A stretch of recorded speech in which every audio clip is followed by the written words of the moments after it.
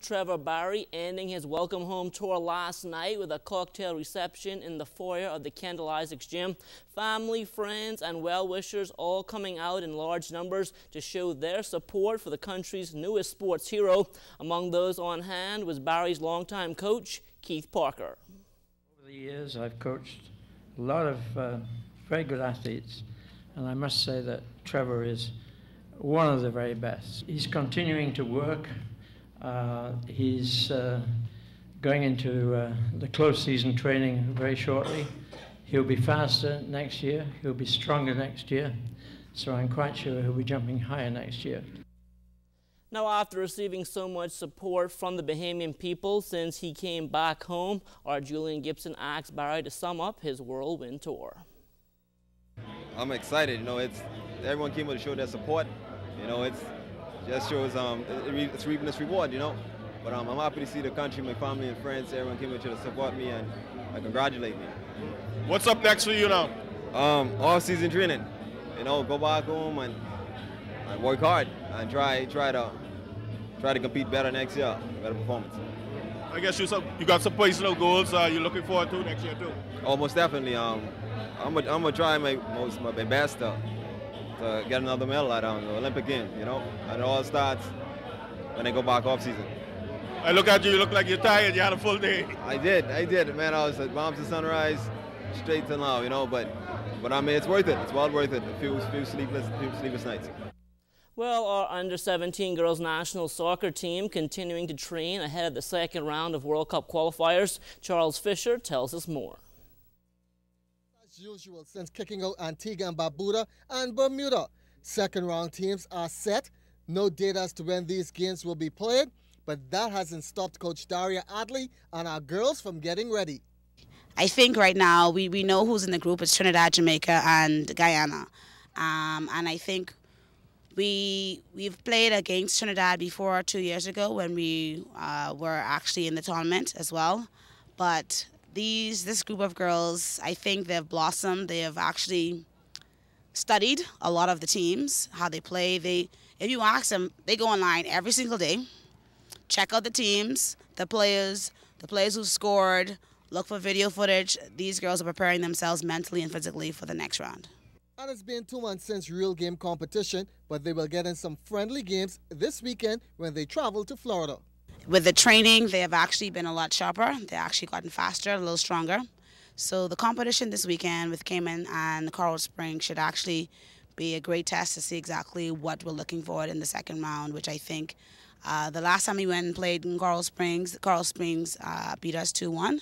Definitely this time I think we're going to probably either draw the game or actually probably win the game.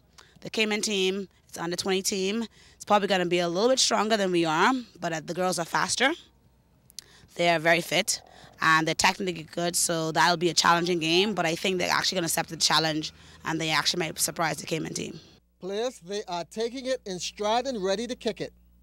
Well, depending on how we practice and are playing, very good. So I expect excellent results from us. It's been good. We're pushing ourselves hard so that we're ready for the competition. It's been hard. We've been doing a lot of work trying to get us together, but it's been pretty good. We're coming together, and I think we should do pretty good. Coach Adderley feels coming off the first round win, the girls are more focused. Since August, I think every last person that's been training with us has definitely improved, and I've seen a lot of growth with them. On Wednesdays and Fridays, we have under-17 boys who normally train to have them play a little bit faster, because normally females play a little slow. Guys are stronger and they play faster. So with that addition to our training sessions, it helps them, and that's why we're playing a lot faster than we normally are playing. Whenever the second round is played, Bahamas hoping to be one of 3 teams to advance to the 2012 8-team CONCACAF Finals in Azerbaijan in September. For ZNS Total Sports, I'm Charles Fisher. All right, thanks a lot, Charles. Well, the Catholic primary school basketball season continuing yesterday with doubleheader action at Loyola Hall on Gladstone Road. In the featured game, the Our Ladies Blue Flames holding off the St. Francis Joseph Shockers 35-31. Joel Johnson had a side-high 10 points in the win for Our Ladies. Alexander Neely paced the Shockers in the loss with a game-high 11. We didn't play it well, but we tried our best to bring it back up so we can win the game. We missed a lot of shots, some bad passes, but we still tried. We basically gave this one away because we had a bunch of turnovers. In the second quarter, that's when I put that second unit on, and they kind of let them slip away about 6 points. And it was like a dog fight in the third quarter. And the fourth quarter, we tried to see if we could do it. But we're going to be there. Trust me, we're going to be back and be ready. Now, in the opening game yesterday, the St. Bede's Crushers took down the Xavier's Giants 29-27 in overtime. Macarius Russell had a game-high 18 in the win for St. Bede's. Jamal Davis posted a side-high 13 points in the loss for Xavier's. Want to get that first win.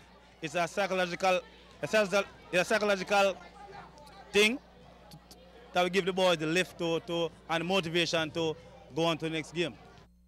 Well, a number of Bahamians taking advantage of the opportunity to further their education abroad as student athletes. Tonight, Julian Gibson introduces us to a young man who's excelling on the football field and in the classroom.